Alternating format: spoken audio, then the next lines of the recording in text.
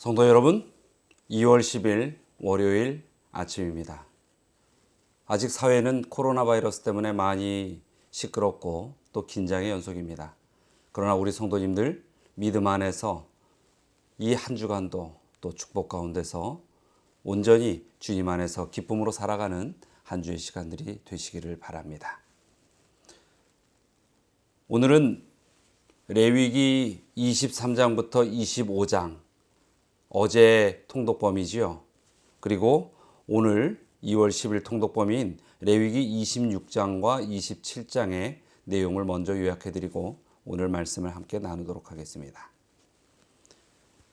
레위기 23장에서 성경은 안식일과 연중 7대 이스라엘의 절기에 대하여 기록되어 있습니다.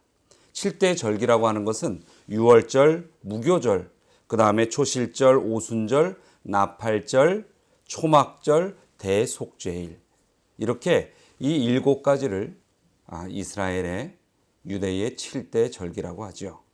그 절기에 대한 내용이 나와 있습니다. 그리고 24장에는 성소 봉사에 관한 추가적인 율법 내용들이 기록되어 있습니다. 그리고 등잔불과 진설병, 여호와의 이름에 대한 회방죄에 대하여 기록되어 있는 것이 레위기 24장입니다. 그리고 레위기 25장에서는 안식년과 희년에 관한 것입니다.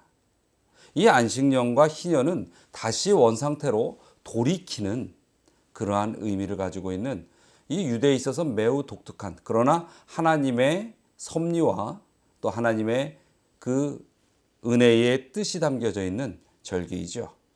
그 안식년과 희년에 대하여 기록되어 있고, 또 가난한 자와 종된 자에 대한 내용이 레위기 25장에 나와 있습니다. 그리고 오늘 읽으실 통독범위인 레위기 26장과 27장입니다. 26장에는 안식일과 기타 하나님의 계명, 준수에 따른 그 축복의 내용들이 담겨져 있습니다. 이 출애굽한 이스라엘 백성들이 광야 생활을 할 때에 하나님께서는 안식일에 관한 문제를 매우 중요하게 다루셨습니다. 우리는 흔히 이해하고 있습니다. 이 이스라엘 백성들의 출애굽 광야 시절이 예수 그리스도의 재림과 또 온전한 구원 후에 우리가 살아야 할 새하늘과 새 땅을 준비하는 이러한 이 세상에서의 삶과 의미적으로 일치한다는 것을 말이죠. 그래서 이 이스라엘 백성들에게 광야 생활 가운데의 안식일의 기별을 강조하시는 그 하나님의 음성은 우리가 지금 예수 그리스도의 재림을 맞이하는 백성들로서 이 안식일에 대한 의미를 어떻게 받아들이고 이해하고 준수해야 할지에 대해서 깊이 생각할 수 있는 그러한 기별을 주시고 있습니다. 그리고 26장 또 후반부에는 불순종에 대한 저주에 관한 내용들이 기록되어 있습니다. 그리고 27장에는 서원에 관한 것과 11조에 관한 규례가 나와 있습니다. 하나님께서는 이 땅에 있는 인간들의 속성의 연약함을 아십니다. 그런데 인간의 그 속성의 연약함 가운데서 가장 많이 그 본능 속의 죄로 가까이 이끌리는 것은 이기심과 교만과 욕심에 관한 것입니다. 특별히 사람들은 명예나 금전적인 이 욕심에 대해서는 쉽사리 포기하지 못하는 그러한 연약한 죄의 속성을 가지고 있죠. 하나님께서 11조에 관하여 이스라엘 백성과 또 오늘날 우리에게도 주시는 그 이유는 그 11조를 통하여 하나님께서 이 땅에 그 무엇보다 하나님을 더 중요히 여기는 백성들의 마음을 보시고자 하는 것입니다. 11조의 기별이 성경에서 나올 때에 그래서 우리는 깊이 눈여겨서 살피고 그 말씀의 깊은 진리를 이해할 필요가 있는 것이죠. 오늘의 본문은 레위기 26장 11절과 12절의 말씀을 좀 함께 이 아침에 나눌까 합니다. 레위기 26장 11절과 12절입니다. 내가 내 성막을 너희 중에 세우리니 내 마음이 너희를 싫어하지 아니할 것이며 나는 너희 중에 행하여 너희의 하나님이 되고 너희는 내 백성이 될 것이니라. 하나님께서 그 이스라엘 백성들을 애굽에서 불러내신 그 이유 가운데 가장 큰 것은 하나님의 백성을 하나님께서 직접 보호하며 지키며 믿음으로 이끌기를 원하셨다는 것이죠. 그래서 오늘 이 레위기 26장 11절 가운데에 수많은 그 절기와 또 하나님과의 제사제도에 관한 것들을 말씀하면서 뭐라고 말씀하시냐면 내가 성막을 너희 중에 세우겠다라고 이야기하는 것입니다. 이 성막이 뭐예요? 하나님과 만나는 장소이고 또 하나님께서 임재하시는 장소인 것입니다.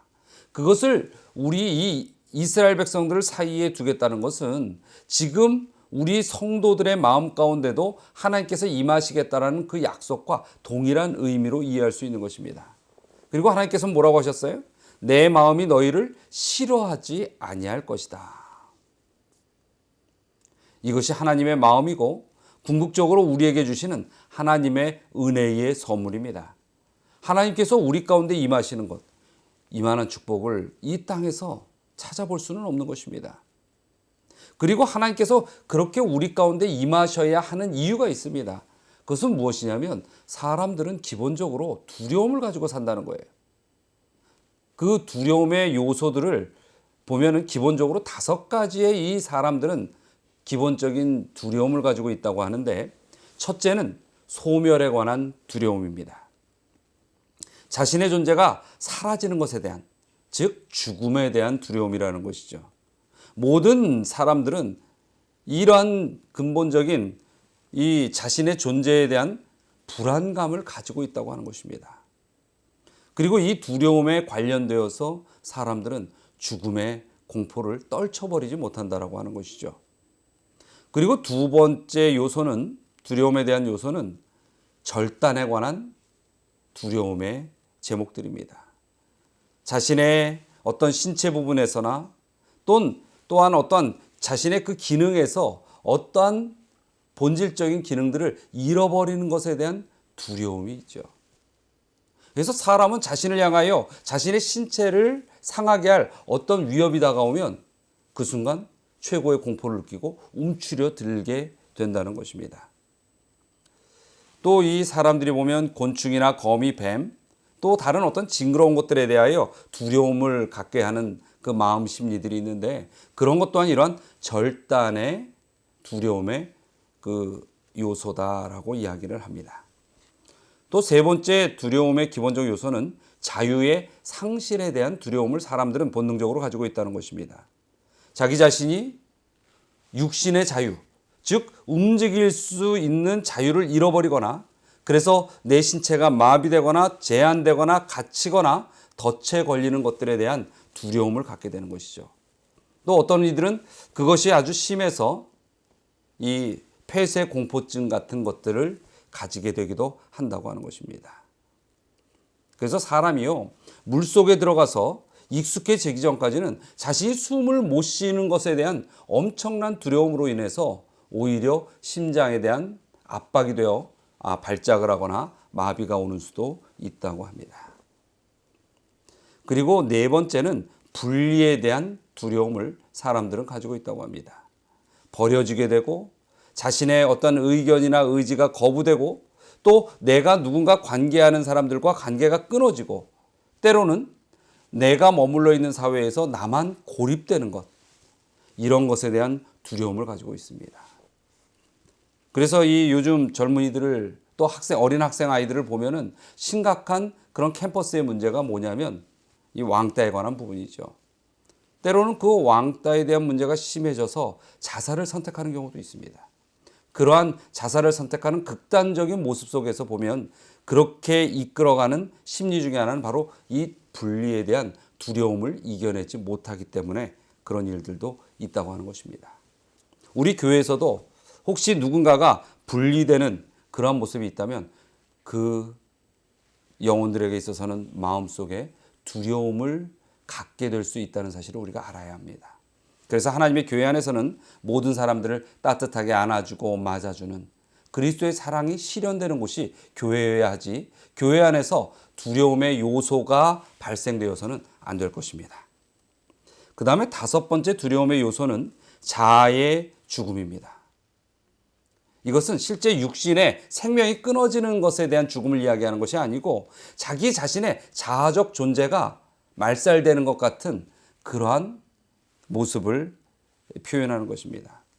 창피한 것, 수치심을 느끼는 것이 또한 스스로 자기 자신은 나는 아무것도 할 수 없다는 나약한 모습 속에서 부인하게 만드는 이러한 모습들이 바로 자아의 죽음에 대한 두려움이라고 이야기하는 것입니다. 이런 사람들은 자아가 파괴됨으로써 더 이상 다른 사람들로부터 오히려 더 호감을 사거나 인정받고 존경받을 수 있는 것에 대하여 멀어진다고 하는 것입니다. 그래서 혼자 골방에 들어가거나 아무하고도 관계를 하지 않으려고 한다는 것이죠. 그래서 사회성이 완전히 끊어지는 그러한 부분에 대하여 두려움을 갖기에 오히려 더 그렇게 되는 그런 역효과가 나는, 이것도 또한 인간의 본성에 있어서 두려움을 느끼는 아주 좋지 아니한 위험의 요소라는 것입니다.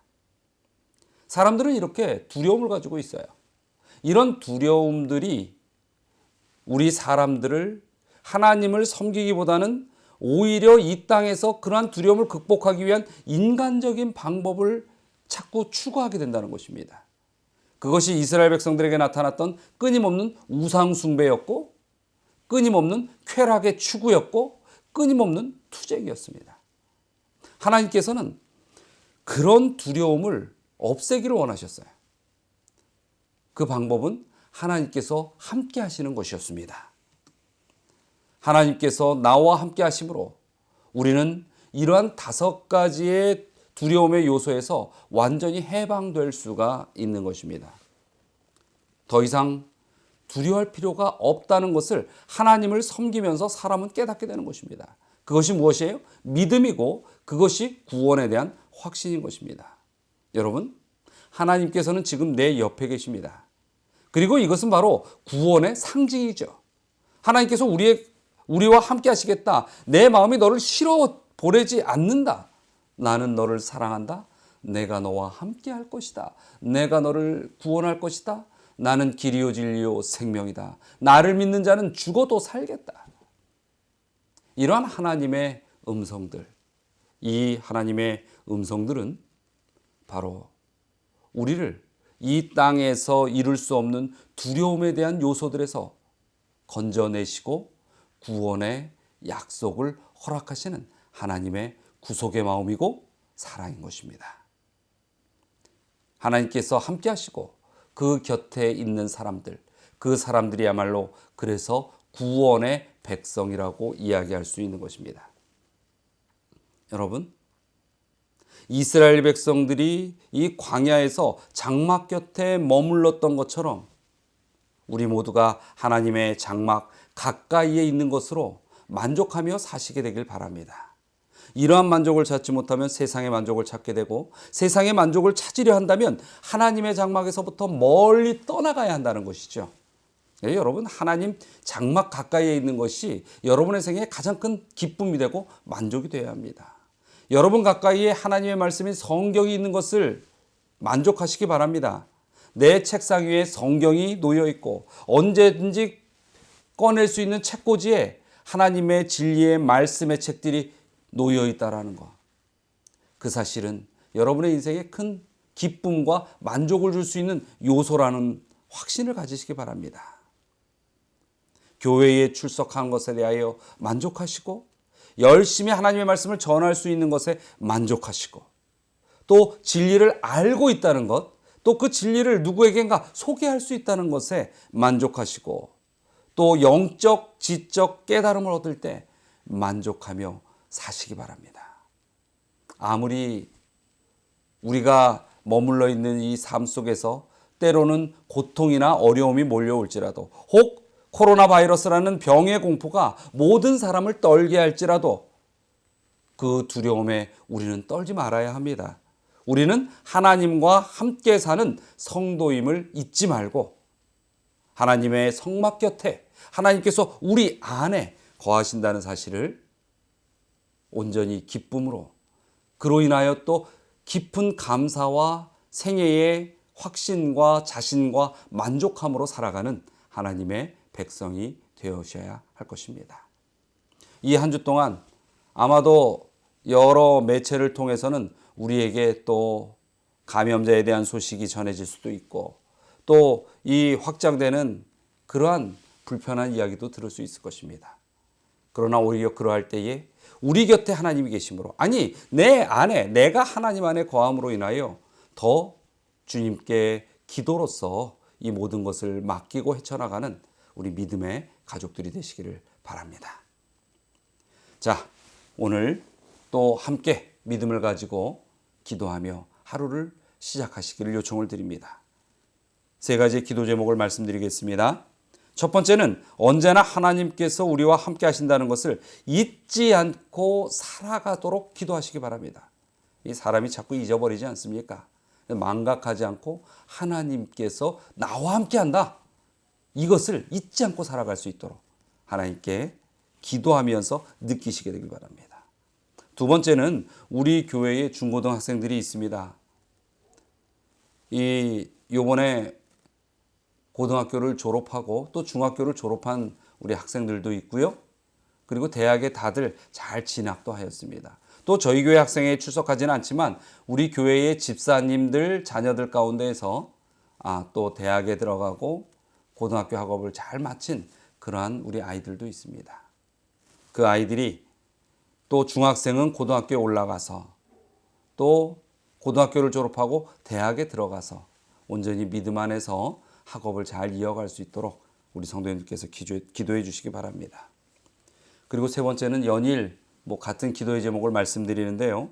신종 코로나 바이러스의 전염 확산이 좀 방지될 수 있도록 기도해 주시고 또 이 일로 인하여 우리의 믿음이 흔들리지 않도록 또 우리 교회가 어려움을 당치 않도록 기도해 주시기 바랍니다. 자, 그럼 다 함께 기도하시고 또 제 기도가 마치면 각자의 처소에서 우리 성도님들 각 가정에서 기도하시고 또 이 한 주도 믿음 안에서 승리하는 그러한 한 주가 되시길 바랍니다. 기도하겠습니다. 사랑과 은혜가 많으신 하나님, 저희가 온전히 주님의 복음을 진리의 기별로 받아들이고 믿음 안에 살기로 항상 결심하며 살아가고 있습니다.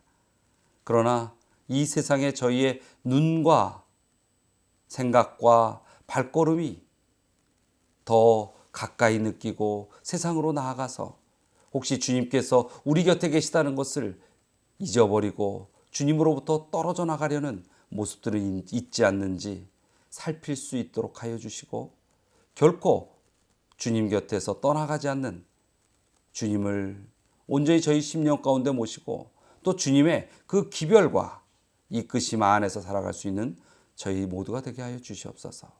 또 저희 서울중앙교회의 중고등학생들 또한 특별히 중학교를 졸업하고 또 고등학교를 졸업하고 대학에 입학한 우리 모든 주님의 자녀들을 위하여 기도하오니 그 아이들이 새로운 진학과 또한 새로운 학년을 맞이할 때에 더욱더 믿음 안에서 자신이 행하는 학업도 성공적으로 이수할 수 있도록 지혜와 또한 믿음의 강건함을 허락하여 주시옵소서.